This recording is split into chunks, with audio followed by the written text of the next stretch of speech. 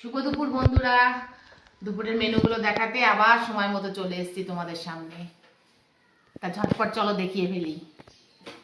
এই যে প্রথমেই দেখাই, 3 জনের জন্য ভাত বেড়ে নিয়েছি। গরম গরম ধোয়া ওঠা ভাত, বাঁশকাঠি চালের। এই দেখো ভাত। হ্যাঁ, আমার আবার বেশি শক্ত ভাত ভালো লাগে না, জানো তো। বেশ মিডিয়াম হবে, না শক্ত না নরম, ওরকম ভালো। ছেলে একটু শক্ত পছন্দ করে, কিন্তু এই দেখো এক একটা ভাত এরকম দানা, দেখেছো? তা ঝরঝরে ভাত, সঙ্গে রয়েছে এই যে লতি লতি করেছি, সর্ষে বাটা।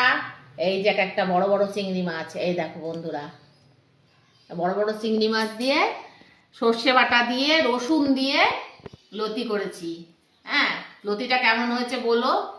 সঙ্গে রয়েছে একটু ডাল, মুগের ডাল, আর রয়েছে কাতলা কালিয়া।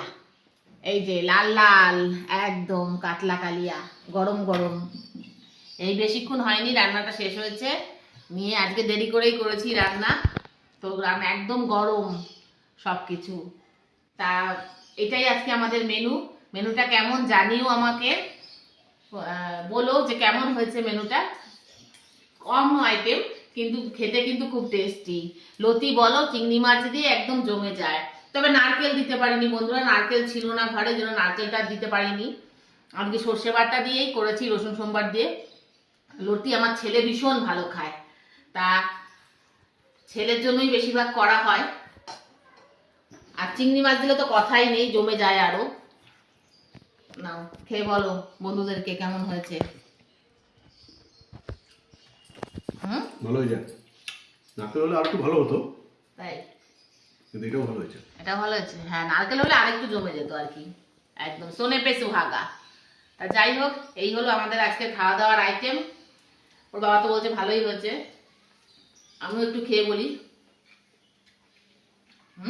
ভালো হয়েছে তো। তা যাই হোক, আমরা খাওয়া দাওয়াটা কন্টিনিউ করি। তোমাদের সঙ্গে দেখা হবে পরে আবার অন্য কোনো ভিডিওতে। তোমরা যেন ভালো থেকো, সুস্থ থেকো, এবং আমার ভিডিও ভালো লাগলে লাইক শেয়ার সাবস্ক্রাইব করো। টাটা।